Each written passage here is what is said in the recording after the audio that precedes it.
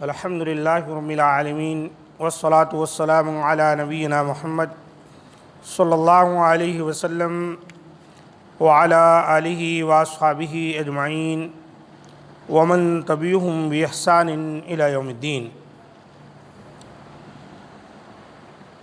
باب چل رہا ہے کہ اجنبی عورت اور بے ریش حسین بچے کی طرف شرعی ضرورت کے بغیر دیکھنا حرام ہے۔ وعن جریر رضی اللہ عنہ قال سألت رسول اللہ صلی اللہ علیہ وسلم عن نظر الفجأة فقال اصرف بصرک، رواہ مسلم۔ حضرت جریر رضی اللہ تعالیٰ عنہ سے روایت ہے کہ میں نے رسول اللہ صلی اللہ علیہ وسلم سے اچانک نظر پڑ جانے کی بابت سوال کیا تو آپ نے فرمایا اصرف بصرک، اپنی نظر فوراً پھیر لو۔ اس حدیث کو امام مسلم رحمۃ اللہ علیہ نے روایت کیا ہے۔ غیر محرم عورت پر بغیر ارادے کے اچانک نظر پڑ جائے تو فوراً نظر پھیر لی جائے، ٹکٹکی باندھ کر نہ دیکھا جائے، کیونکہ پھر اس میں قصد شامل ہو جائے گا جو گناہ ہے اور یہ آنکھ کا زنا بن جائے گا۔ اور بعض علماء نے امرد بے ریش حسین بچوں کی طرف دیکھنے کو بھی عورت کی طرف دیکھنے کی طرح ممنوع قرار دیا ہے۔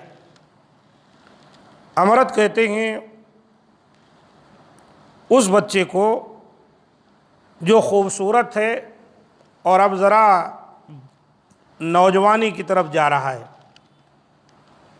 اور ابھی اس کے چہرے پر مونچھوں کے داڑھی کے بال وغیرہ نہیں نکلے، تو ایسے بچوں کے چہرے پر ایک الگ حسن اور ایک الگ رونق رہتی جیسے عام طور پر بچیوں کے بلوغت کے وقت رہتی۔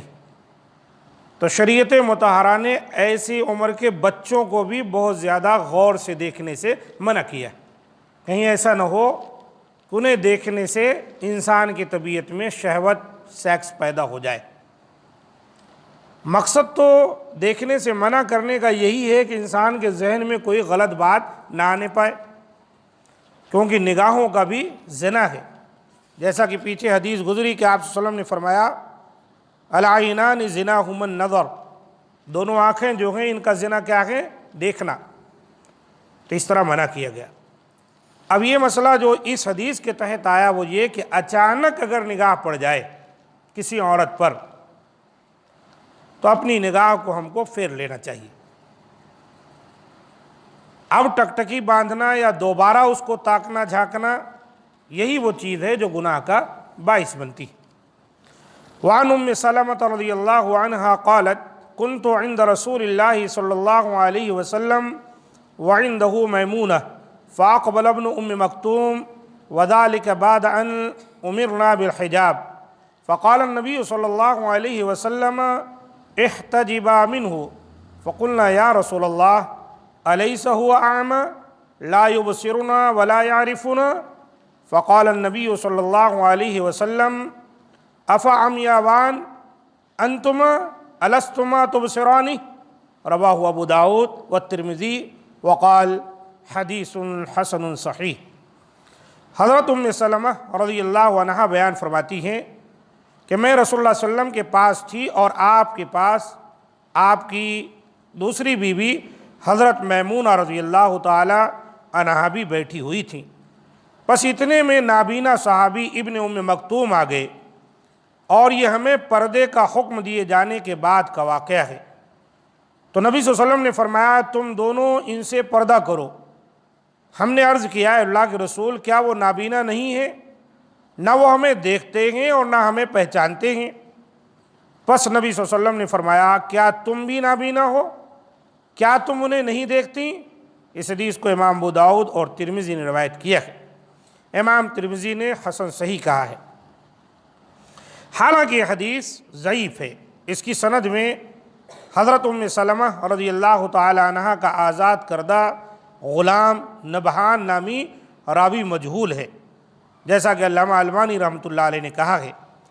اس لیے یہ روایت صحیح نہیں، اس کے برعکس صحیح روایت میں رسول اللہ صلی اللہ علیہ وسلم نے فاطمہ بنت قیس کو آپ صلی اللہ علیہ وسلم نے فاطمہ بنت قیس کو عبداللہ بن ام مکتوم کے گھر عدت گزارنے کا حکم دیا اور فرمایا کہ وہاں تم اپنا کپڑا اتار کر رکھ سکو گی، اس لیے نابینا آدمی سے پردہ نہیں ہے۔ صحیح بات یہی، یہ جو حدیث ہے نابینا سے پردہ کرو، کیا تم دونوں اس کو نہیں دیکھتی ہو، یہ حدیث ضعیف ہے۔ اس سے بغیر کیف یہ دلیل نہیں لی جا سکتی کہ نابینا سے پردہ کیا جائے، کیونکہ یہی عبداللہ ابن ام مکتوم ہیں کہ جن کے گھر پر نبی صلی اللہ علیہ وسلم نے طلاق پائی ہوئی ایک خاتون جن کا نام فاطمہ بنت قیس تھا، آپ نے حکم دیا تھا انہیں کہ تم ان کے گھر میں جہاں وہ رہتے ہیں، ظاہر سی بات ان کے بیوی بچے وغیرہ بھی رہے ہوں گے، ان کے گھر میں اپنی عدت گزار لو، طلاق کی مطلقہ کی جو عدت ہوتی۔ کیوں؟ وہ نابینا ہے، تمہیں دیکھ نہیں سکیں گے، تو تمہارے سر کا دوپٹہ یا دیگر جو عام طور پر گھر میں رہتے ہوئے خواتین کے کپڑے ہوتے ہیں ان میں تم رہ سکتی ہو، تمہیں کوئی دشواری نہیں ہوگی۔ تو یہ بات معلوم ہو گئی کہ نابینا سے کوئی پردہ نہیں ہے۔ پردہ نہیں ہے مانے تو یہ نہیں کہ پورا کپڑا اتار کے بھاگے، پردہ نہیں ہے مانے کہ جو عام لباس گھروں میں عورتیں اتار دیتی ہیں، دوپٹہ ہے یہ وہ، اترا بھی رہا تو کوئی حرج نہیں، کیونکہ وہ دیکھتے تو ہیں نہیں۔ اسی طرح وعن ابی سعید رضی اللہ عنہ ان رسول اللہ صلی اللہ علیہ وسلم قال لا ينظر الرجل الى عورة الرجل ولا المرأة الى عورة المرأة ولا يفضي الرجل الى الرجل في ثوب واحد ولا تفضي المرأة الى المرأة في الثوب الواحد، رواہ مسلم۔ حضرت ابو سعید رضی اللہ تعالیٰ عنہ سے روایت ہے کہ رسول اللہ صلی اللہ علیہ وسلم نے فرمایا، مرد مرد کے سطر کو نہ دیکھے اور نہ عورت عورت کے سطر کو دیکھے، اور نہ مرد مرد کے ساتھ برہنہ ایک کپڑے میں لیٹے اور نہ عورت عورت کے ساتھ برہنہ ایک کپڑے میں لیٹے۔ یہ مسلم شریف کی حدیث۔ بات بالکل واضح، ایک مرد کو اجازت نہیں کہ کوئی مرد ننگا ہے تو اس کو دیکھے اس کے سطر کو، نہ خود عورت کو اجازت ہے کہ کسی عورت کے سطر کو دیکھے۔ سطر اس چیز کو کہتے ہیں جس کا ڈھانپنا بہت ضروری ہے، مرد کے لیے اس کے ناف سے لے کر گھٹنے تک کا حصہ ضروری ہے وہ ڈھانپ کے رکھے۔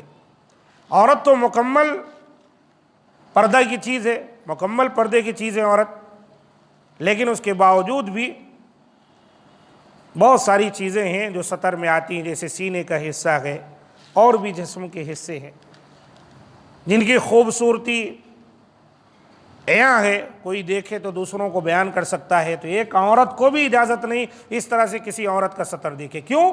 ہو سکتا ہے کہ وہ کسی اپنے نامحرم کو بتا دے یہ بات، فلاں عورت ایسی ایسی ایسی ایسی ہے، اس کے لیے منع کیا گیا۔ اس سے واضح ہے کہ اسلام کس طرح بے حیائی کے دروازے کو بند کرنا چاہتا ہے۔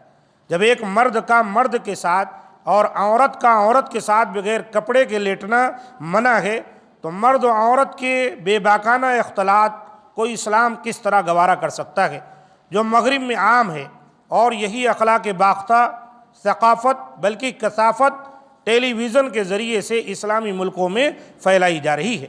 مغرب زدہ حکمران اس گندگی، بے حیائی اور اخلاق باختگی کو ثقافت باور کرا رہے ہیں۔ اللہ تعالیٰ ان مرتد حکمرانوں سے اسلامی ملکوں کو نجات عطا فرمائے۔ آج دھیرے دھیرے یہی اغیار کی جو عادتیں ہیں اور ان کا جو لباس ہے اسلامی ملکوں میں چلا آ رہا ہے، اور اسلامی ممالک کے بہت سے حکمران اس کو جائز قرار دے رہے ہیں۔ ایسا کر سکتی ہیں عورتیں، اور یہ تمام چیزیں کیا ہیں، کئی طرح کے مسائل ملک و ملت میں پیدا کرتی اور برائیاں پیدا ہوتی۔ اور اسلام نے کیا تعلیم دی ہے کہ ایک مرد کے سطر کو نہ دیکھے، ایک عورت کے سطر کو نہ دیکھے، ننگی حالت میں ایک مرد ایک چادر میں نہ آئے، ایک عورت بھی اس حالت میں کہ کپڑے نہیں ہیں تو ایک چادر میں نہ لیٹے، بلکہ سگے بھائی بہن بھی ہیں، جب وہ اس عمر کو پہنچ جائیں کہ ان کو شدھ بدھ آ جائے، جیسے 10 سال کی عمر نبی صلی اللہ علیہ وسلم نے بیان فرمائی، تو وہ ٹائم پہ سگے بھائی بہن کو بھی ایک چادر میں ایک ساتھ لیٹنے سے اللہ کے رسول نے منع کیا۔ کیوں منع کیا ہے؟ تاکہ ان کے اندر بچپن سے ہی ذہن میں کوئی برے خیالات شیطان نہ ڈالے۔ کہاں یہ تعلیم اسلام ہمیں دیتا ہے اور کہاں ہم ہیں کیا ٹیلی ویژن ہے، موبائل فون ہے اور اس طرح کی بھرمار ہے برائیوں کی، جن کے ذریعے سے ہم اپنے گھروں کے اندر گویا کہ اس ماحول کو عام کر دیے۔ اللہ تعالی ہم تمام کو محفوظ رکھے۔ ھذا ما عندی، سبحان ربک رب العزۃ عما یصفون وسلام علی المرسلین والحمد للہ رب العالمین۔